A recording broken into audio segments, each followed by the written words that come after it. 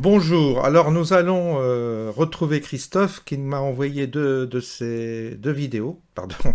Il a donc bien réceptionné, il a été chercher ses poules à Marseille et puis il les a installées dans ses cabines qu'il a badigeonnées à la chaux et qu'il a nettoyées, renettoyées.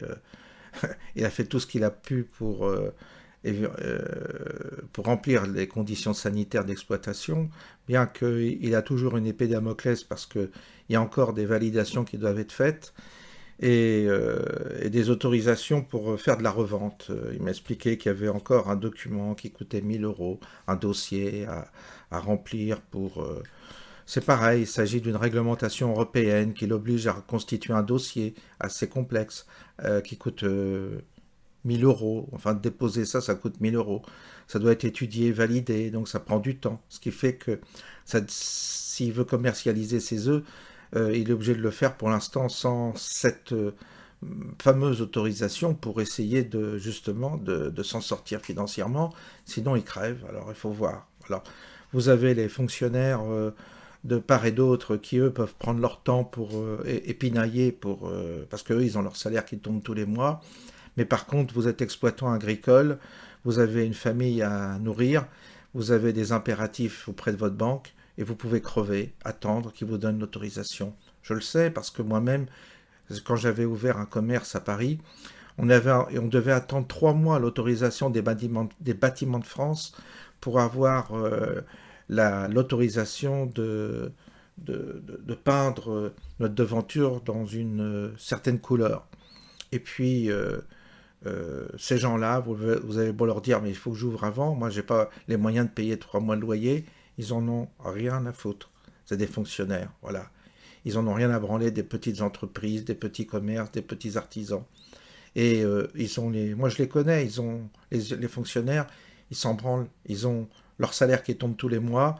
Et qu'un petit exploitant crève, c'est pas leur problème. Après on s'étonne qu'il y ait des incidents, mais ça peut se comprendre parfois. Et donc vous avez là, si vous voulez, quelqu'un qui essaye de s'en sortir, qui n'a jamais demandé rien à l'État, qui n'a jamais profité de je ne sais quelle aide. On lui demande de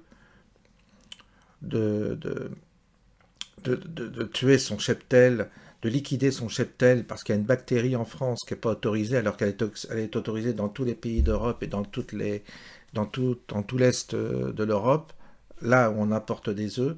Mais nous, en France, non, on veut laver plus blanc que blanc. Donc, on préfère tuer nos agriculteurs, nos producteurs, avec des normes extrêmement exigeantes, qu'on n'exige pas on n'exige pas à l'extérieur de la France.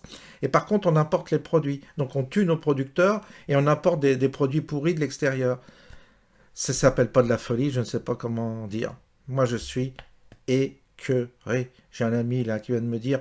Dans l'Oise, il y a un apiculteur qu'on a fermé, il y a un petit fabricant de chèvres qu'on a fermé pour des histoires de normes également. C'est bien, tous les petits exploitants, vous allez les tuer, vous allez être contents. Vous allez avoir des grandes industries avec des produits vachement bons, avec des OGM dedans, enfin toute la merde.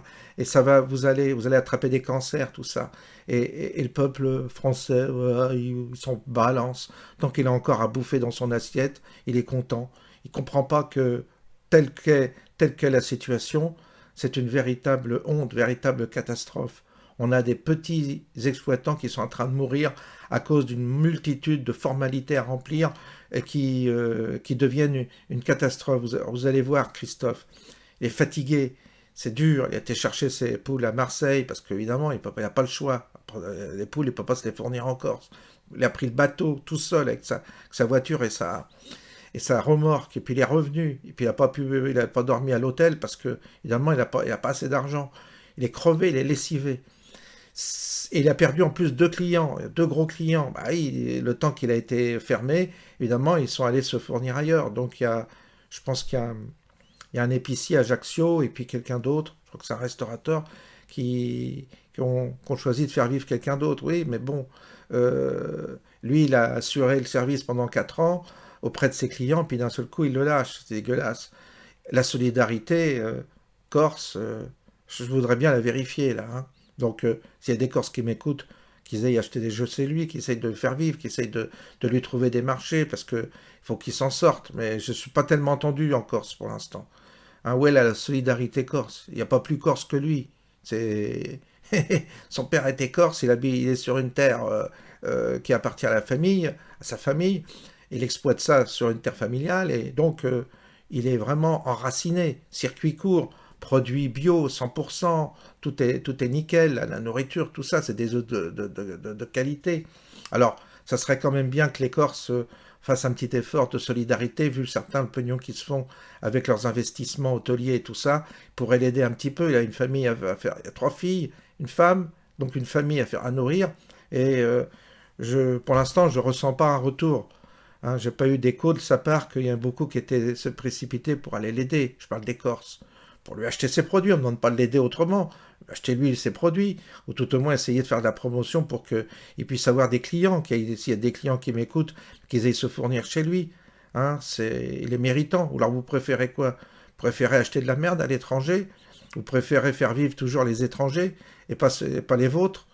Et après ça, vous allez vous dire que vous êtes nationaliste, brandir le drapeau corse, hein, comme des fiers, là, alors que chez vous, vous avez des jeunes qui se défoncent et qui mériteraient une solidarité, mais plus, plus, plus.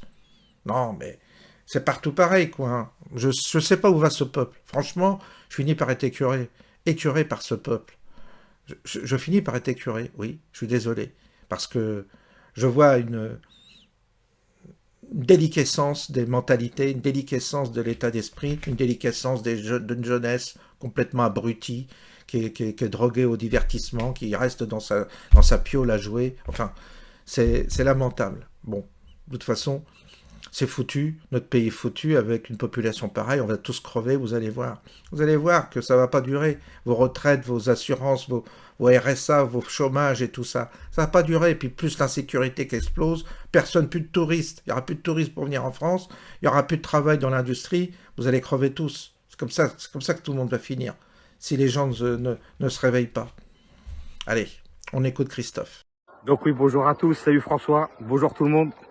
Petite vidéo rapide, donc ça y est, les poules sont arrivées, je suis allé ce matin au port les récupérer. Donc voilà, ça y est, super, très très très content. On va essayer de recommencer ça, là on va aller les installer parce que les poules elles ont fait le voyage, elles doivent être toutes stressées. Donc elles vont prendre position dans leur petite maison. Et puis voilà. Ah, il y a des œufs, hein. Il y a quelques œufs dans les cages.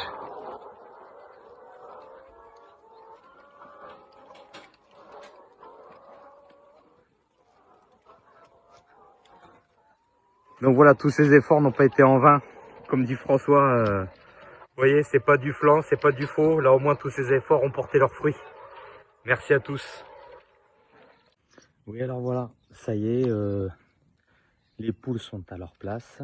On a donné à manger, à boire tout ce qu'il faut. Tout s'est bien passé, les bêtes n'ont pas souffert pendant le transport, ça c'est important. Et là je vais vous montrer à peu près comment elles sont. Donc je vais pas faire trop de bruit parce que ça a très peur en fait du bruit ou des cris et des gestes brusques. Et on va aller voir comment elles sont. Voilà. Et comment elles ont pris leurs nouveaux appartements. Alors, on va faire de bruit.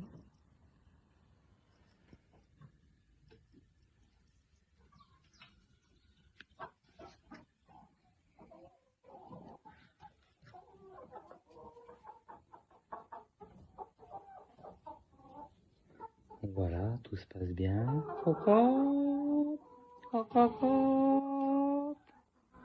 Ça va, mesdames? Donc voilà, dans les nouveaux bâtiments, tout désinfecté, nettoyé. Donc là, les pauvres, elles sont, donc on va appliquer les normes, là, pendant 7 jours de confinement. Donc malheureusement pour elles, pendant 7 jours, elles vont être confinées. On va refaire des prélèvements dépistage salmonelle et bactéries à partir de la semaine prochaine. Et puis après, ben, elles pourront être lâchées dans les parcours plein air que je vous avais montré là.